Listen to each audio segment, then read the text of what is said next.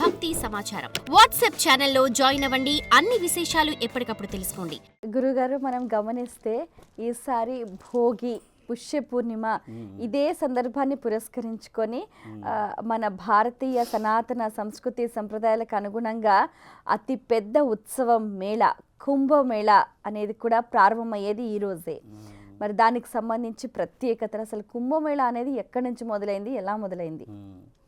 మీరు అడిగిన దాంట్లో ఈసారి ఏంటంటమ్మా, పౌర్ణమి రోజు మొదలుపెట్టారు. కుంభమేళ అనే విషయం చాలా వివరంగా వెళ్ళి చూడాలి. కుంభమేళని చాలామంది చాలా బహు ఉత్తమంగా వీడియోస్ చేస్తూ వస్తున్నారు. మన దగ్గర కుంభ అనే దానికి అర్థం తెలుసుకోవాలి. మొదట మేళ అనేది కూడా అర్థం తెలుసుకోవాలి. కుంభ అంటే సంస్కృతి ఇవ్వడం మాది. దాన్ని తెలుగులో అనువదించి చూసినప్పుడు కలశం. ఆ కలశాన్ని మనము ఎప్పుడైతే పూజల కాడ తర్వాత ఇంకేదైనా దాన్ని తీసుకెళ్తుంటాం కదా, రాగిది కానీ వెండిది కానీ, ఆ కలశం యాక్చువల్లీ. ఆ కలశం తర్వాత మేళ అంటే ఏంటంటమ్మా, లక్షల మంది కలిసే ఒక తరుణం.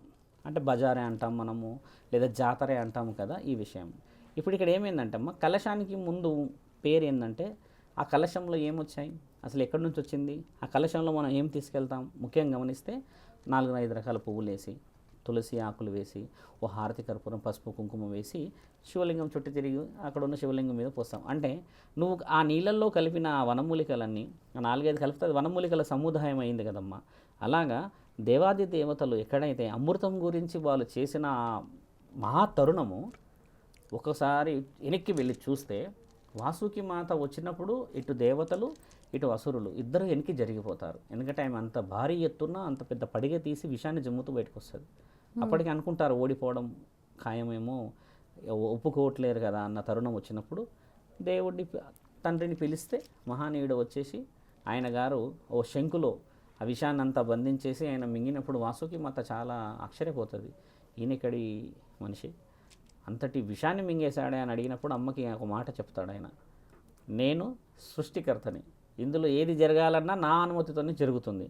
ఈ కలశంలో ఏదైతే నువ్వు ఇప్పుడు ఈ అమృతం గురించి వీళ్ళు చేస్తున్నారో ఎలాంటి విషయ వివరణలు జరుగుతాయని మాకు తెలిసింది కాబట్టి ఆ విషాన్ని సైతం మేము తీసుకోగలుగుతామని తండ్రి ఇక్కడ పెడతాడు. ఆ విషాన్ని ఇక్కడ పెట్టినప్పుడు వాసుకి మాత ఆయన యొక్క త్యాగాన్ని, ఏమయ్యా విషం అంటే ప్రాణం పోతుందని ఎక్కడోళ్ళు అక్కడ పారిపోతే నువ్వు వచ్చి మింగుతున్నావే అని అన్నప్పుడు తండ్రి ఏమంటాడంటే, నేను చిమ్మగలను, బయటికి చిమ్మితే ఖచ్చితంగా అక్కడ ఉన్న వాళ్ళందరికీ ఆ జీవరాశులకి కానీ ఎవరికి కూడా ప్రమాదం.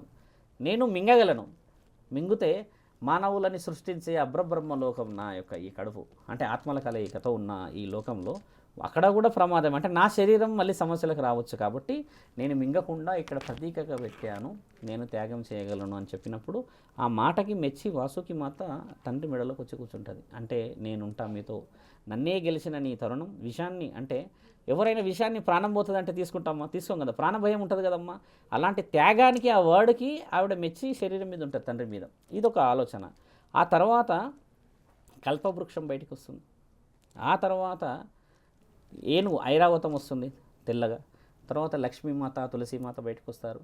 5 రకాలుగా గోమాతలు బయటకు వస్తారు. ఇలా కొన్ని విధాలుగా వస్తూ ఉంటారు తల్లి. వచ్చిన ఆ 6వ తరుణమే బ్రహ్మాండంగా కలశం బయటకు వస్తుంది. ఆ కలశం బయటికి రావడం, అందులో అమృతం రావడం అంటమ్మా. ఇప్పుడు నేను చెప్పిన ఈ 5, 6 అన్నీ దేవాది దేవతల అనుసంధానమైనవి. ఇప్పుడు చెప్పిన పేర్లు అలా వచ్చిన అమృత కలశాన్ని చూసి ఎంతమంది ఎన్ని విధాలుగా ఆశ్చర్యపోతారంటే అమ్మా, తులసీమాత వచ్చింది, లక్ష్మీమాత వచ్చింది, ఐరావతం అంటే ఏనుగు తెల్లగా ఉంటుంది కదా, దాన్ని ఐరావతం అంటారు. ఇప్పుడు ఏనుగుని ఎక్కడ వాడతారు మన వాళ్ళు, మీకు తెలిసింది గజేంద్రుడు అని పూజను ఒకటి చేస్తే, ఇంకోటి దేవాలయాల్లో వాడతారు. అంటే ఒక ఏనుగు 1000 నుంచి 1500 సంవత్సరాలు బతకగలుగుతుంది. ఇప్పుడు తెల్ల రంగు అశ్వం, గుర్రాన్ని కూడా ఎక్కువ శాతంగా రాజులు వాడతారు, మళ్ళీ ధర్మమైన కార్యక్రమాలకు వాడతారు.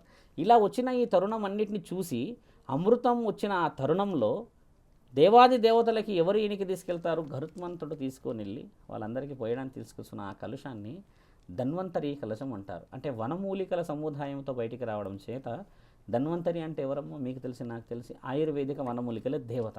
అంటే ఆ కలశం అందులో రావడం వల్ల దేవాది దేవతలకి శరీరాన్ని అంటే యవ్వనం ఇచ్చి కాంతివంతంగా ఉండేలా చేసి చిరంజీవుల్లాగా బ్రతికించడానికి గల కారణమైన ఆ యొక్క కలశం, అమృత కలశమే ధన్వంతరి కలశం. ఇది వచ్చేసి తెలంగాణలో కానీ తెలుగు ప్రజలు అనాల్సిన పండగ ఏంటంటే ధన్వంతరి మేళ అనాలి దీన్ని మనం. కుంభమేళ కాదు, కుంభమేళ వచ్చి సంస్కృతి, తెలుగు వాడు ఏంటంటే అమ్మ ధన్వంతరి మేళ. అయితే ఇది అమృత కలశోత్సవం అని కూడా అంటుంటారు కదా అమృత కలశోత్సవం అనేది ఎందుకని అంటారు మానవులు? అసలు అమృత కలశం వల్ల జరిగిన విషయాలు ఏమిటి? ఎందుకు దేవాది దేవతల ద్వారా వాళ్ళు స్వీకరిస్తే మనం ఏం చేయాలి? విషయ వివరణ తెలుసుకోవాలి. దేవాది దేవతలు ఆనందంగా స్వీకరిస్తున్న సమయంలో అమ్మ 4 అమృతపు బిందువులు భూమండలం మీద పడడం చేత ఆ భూమండలానికి ఉన్న ప్రత్యేకత, ఆ 4 చోట్లు ఇప్పుడు ఎక్కడైతే ఈ 4 ప్రాంతాల్లో మనం చేస్తున్నాం కదమ్మా, ఉజ్జయిన్లో చేస్తాం, అలహాబాద్లో చేస్తాం, హరిద్వార్లో చేస్తాం, నాసిక్లో చేస్తాం. ఈ 4 చోట్ల పడ్డాయి. రుద్ర ప్రయాగరాజ్, అది ప్రయాగరాజ్ కాదు, మనం కరెక్షన్ చేయాలి. అది రుద్ర ప్రయాగరాజ్. ఆ రుద్ర ప్రయాగరాజ్ ఏమిటి అసలు? దాని ఉంటే అంతరార్థం ఏమిటి? 4 అమృత గడియలు వచ్చేసి, అమృత బిందువులు వచ్చేసి 4 సరస్సుల్లో పడ్డాయని చెప్పిన తర్వాత ఈ రుద్ర ప్రయాగతో పని ఏంది మనకనంటే అమ్మ, ఈ రుద్ర ప్రయాగ్లనే గంగా, జమున, సరస్వతి త్రివేణి సంగమమై కలుస్తారు. అక్కడ నుంచి వాళ్ళు 4 సరస్సులకు వెళ్తారు.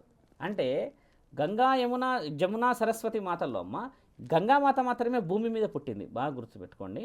సరస్వతి మాత తర్వాత జమునా మాత వచ్చేసి పైనుంచి తీసుకొచ్చారు దేవాది దేవతలు. జమున మాతను కూడా పైనుంచి తెచ్చారు ఇక్కడికి. గంగామాత మాత్రమే ఇక్కడ ఉంటుంది. ఇప్పుడు మన దగ్గర కనుమరుగైపోయిన సరస్సులలో సరస్వతి మాత, సరస్వతి మాత సరస్సు లేదు ఇప్పుడు. అయితే ఆవిడ అంతర్వాహినిగా ఉంటుంది. అంతర్వాహినిగా ఉన్నది 7వ లోకంలా. ఈ భూలోకం కంటే ముందు కింద 7 లోకం ఉన్నాయి. యతల, వితల, సుతల, మహాతల, రసాతల, తలాతల, పాతాల. ఒక లోకంకే ఇక్కడ దిక్కు లేదు మనకి. 7 లోకాల నుంచి ఆమె కింద నుంచి పైకి రాగలదా? మానవులు చేసుకున్న మహా ఉత్తమమైన తెలివిది. రుద్ర అనే ఒక మహాయోగి, రుద్ర అనే ఒక మహామునీశ్వరుడు తోవిన సరస్సు అది రుద్ర ప్రయాగరాజ్. ఆయన తవ్వడం చేత దేవాది దేవతలు అక్కడికి వచ్చి కలవడం చేత అందులో వెళ్ళి మనం చేసిన ఆ స్నానం, అమృతం పడిన ఆ గడియల్లో దేవాది దేవతలకి అమృతం తాగిన తర్వాత చిరంజీవులు అయ్యారు కదా. అలాంటి వాళ్ళు భూమండలం మీద పడ్డ ఈ తరుణంలో మనం వెళ్ళి స్నానం చేస్తే మృత్యు ఘడియల నుంచి తప్పించుకోవచ్చు అనేది నానుడి మన దగ్గర రాసింది. ఎక్కడ రాసింది గురువుగారు అని అడిగితే గరుడ పురాణంలో రాసింది. గరుడ పురాణంలో అమృతం గురించి బహు ఉత్తమంగా రాసింది తల్లి. ఇది 168వ సంపుటంలో రాసి ఏముంది గరుడ పురాణంలో? గరుత్మంతుడు వాహనం మీద అమృత కలశాన్ని తీసుకెళ్తూ ఉన్న సమయంలో 4 అమృతపు బిందువులు పడిన మహాసరస్సులు ఇవి. అక్కడ నుంచి మానవులు ఈ యొక్క వివరణని ఎలా స్వీకరించాలి అని అంటే అమ్మ, దేవతలు వాళ్ళ జీవనశైలి మన జీవనశైలికి కొంచెం వ్యత్యాసంగా వెళ్దాం మనం. మనకి ఇక్కడ 12 నెలలు కదమ్మా, ఒక సంవత్సరం కదా, వాళ్ళకి ఒక రోజు అన్నమాట. వీళ్ళు సముద్ర గర్భంలో చేసిన ఆ సముద్రంలో ఈ సాగర సంగమము 12 సంవత్సరాలు జరిగింది తల్లి. అక్కడ 12 సంవత్సరాలు జరిగిన తర్వాత విజయం దేవతలు అయింది కదా. కాబట్టి ఇది కుంభమేళ అవుతుంది. అంటే 12 సంవత్సరాలు దేవతలకే ఒక కుంభ అంటే అమృతం, ఒక కుంభ అంటే ఒక ధన్వంతరి. ఆ కుంభలో ఏముంది అని అంటే అమృతం ఉంది. ఆ అమృత దేవతలు సంపాదించడానికి 12 సంవత్సరాలు పట్టింది కాబట్టి ఇది కుంభమేళ అయ్యింది. మహాకుంభమేళ ఎప్పుడు అయ్యింది అని అంటే 12 సంవత్సరాలు దేవతలకైతే మానవులకి 144 సంవత్సరాలు అది. కాబట్టి ఇది మహాకుంభమేళ అయింది. అక్కడ మనకి నెక్స్ట్ రాబోయేది కూడా మహాకుంభమేళ. 144 ఇయర్స్ మన క్యాలిక్యులేషన్లో, దేవతల క్యాలిక్యులేషన్లో ఇది వచ్చి 12. అయితే ఇక్కడ ఇంకో విషయం ఏముందంటే అమ్మ, 6 సంవత్సరాలకు కూడా అర్ధకుంభమేళ చేసుకుంటాం మనం ఇక్కడ. అది వచ్చేసి కేవలం మన దగ్గర ప్రయాగరాజు, హరిద్వార్లో జరుగుతుంది అంతే, మిగతా రాష్ట్రాల్లో జరగదు. మళ్ళీ తర్వాత 6 సంవత్సరాల తర్వాత 3 సంవత్సరాల తర్వాత మేఘ కుంభమేళ అంటారు దాన్ని. అంటే 3, 6, 112, 144 ఇలా జరిగిన దాంట్లో అమ్మ ముఖ్యంగా వాళ్ళు గమనించి చెప్పాల్సింది ఏంటంటే, అఘోరాలు అందరూ రారు అక్కడికి, దేవాది దేవతలు అందరూ రారు అక్కడికి. కాబట్టి ఏంటంటే మీరు అన్నట్టుగా ఈ యొక్క అమృత గడియలు మానవ శరీరానికి మాత్రమే. ముఖ్యంగా 4 రాశుల వారికి చాలా మంచిది. కుంభరాశి, మేషరాశి, కర్కాటక రాశి, సింహరాశి. ఈ 4 రాశుల వారికి బహు ఉత్తమముగా ఈ యొక్క రుద్రప్రయాగరాజులో జరిగే కుంభమేళ చాలా చాలా చాలా వైవిధ్యమైన ఫలితాలు ఇస్తుంది. ఏం గురుగారు అలా ఎలా ఇస్తుంది? 12 రాశులు ఉన్నాయి కదా, 4 ఇస్తుంది ఏందని మనం అనుకుంటే అమ్మ, 4తో పాటు 12, ఇప్పుడు మిగతా 6 వాళ్ళు కూడా వస్తారు, వాళ్ళకి రావచ్చు, ఇంకా 8 రాశుల వాళ్ళు కూడా. కానీ ఆ అమృతము పడుతున్న గడియలలో కొన్ని జీవరాశులు పుట్టిండొచ్చు కదమ్మా. కాబట్టి ఈ రాశుల వారికి ప్రత్యేకమైన అప్రూవల్స్. మిగతా వాళ్ళకు కూడా ధర్మమే గెలుస్తుంది, మిగతా వాళ్ళకు కూడా ఆరోగ్యాలు బాగుంటాయి. కానీ మేషరాశి వారికి కూడా ఈ మార్పులు దానికి అనుగుణంగా ఇబ్బందులే అని చెప్పారు. ఎవరు చెప్పారు? నేను చెప్పింది ఏంటంటే 12 రాశుల కలయిక చెప్పాను. 4 రాశుల కలయిక వేరు చెప్పాను నేను. 12 రాశుల వారికి మంచిది, కానీ ఇందులో 4 రాశుల వారికి మంచిది ఎందుకని ఎక్కువ శాతంగా మనం మాట్లాడితే మళ్ళీ ఈ 4 రాశులలో మీకు తెలుసా అమ్మ, మొత్తము 6 రాశులు మీకు తెలిసి 12 రాశులు కదమ్మా. ఈ 12 రాశులు ఎవరి తల్లి మీకు ఆలోచన చేయండి. ఈ 12 రాశుల్లో 6 ఆడవాళ్ళై 6 మగవాళ్ళై. ఇంతవరకు ఎవరైనా మాట్లాడారా? ఇందులో 6 రాశులు ఆడవారి, 6 రాశులు మగవారి, మొత్తం 12 రాశులు. కాబట్టి ఏంటంటమ్మా, ఇవన్నీ ఇప్పటి వచ్చినాయి కాదు కదా. మీరు నేను ఈరోజు కూర్చొని మాట్లాడుకున్నాను కాదు. 100 సంవత్సరాల క్రితం జరిగిన చరిత్ర. 2013లో కుంభమేళ జరిగింది. అప్పుడు రుద్ర ఏడున్నాడు కూడా ఎవరిది ఏమో ఎక్కడున్నాడు, నేను ఎవరు ఎక్కడున్నానో తెలియదు. ఇప్పుడు వచ్చామనండి, ఇప్పుడు కనబడుతున్నాం కాబట్టి మీరు ప్రశ్నలు అడిగారు.